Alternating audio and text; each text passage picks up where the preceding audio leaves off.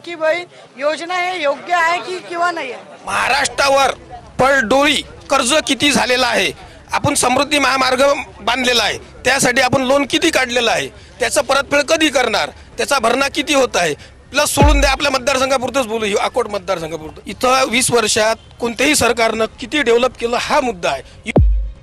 माझं म्हणणं आहे, मीच होतो एक हिवरगडमध्ये की नगर परिषदला विरोध करणारा।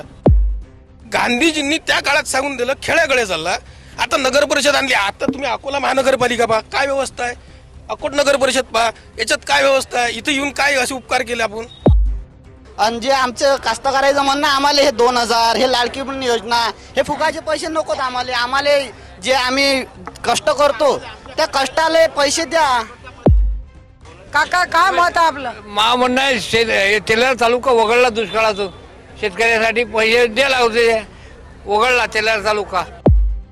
लाडक्या बहिणीने जे तुम्ही आता 1500 रुपये देऊ केले, त्या 1500 रुपयाने आमचं घर चालणार का? एक साधा प्रश्न माझा आहे की त्याने घर चालेल काय? इथं शेतकरी वर्ग आहे, तुम्ही त्या शेतकऱ्याला हमीभाव द्या ना। ते 1500चा उपकार नाही पाहिजेत आमचं।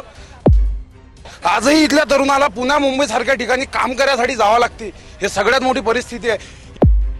हे लाडकी बहीण योजना काही नाही आहे, हे बंद पडेल याचा पूर्ण विश्वास इथली जनता सुज्ञ आहे आणि अकोटात यावेळेस परिवर्तन होईल। इथली जनता एवढी सुज्ञ आहे अकोटातली की यावेळेला चेंजिंग होईल म्हणजे होईल। आणि वंचित बहुजन आघाडी जो जाहीरनामा सादर केला, या जाहीरनाम्याच्या माध्यमातून प्रत्येकाला दिलेला शब्द पाळेल, हे श्रद्धेय बाळासाहेब आंबेडकरांचा शब्द आहे।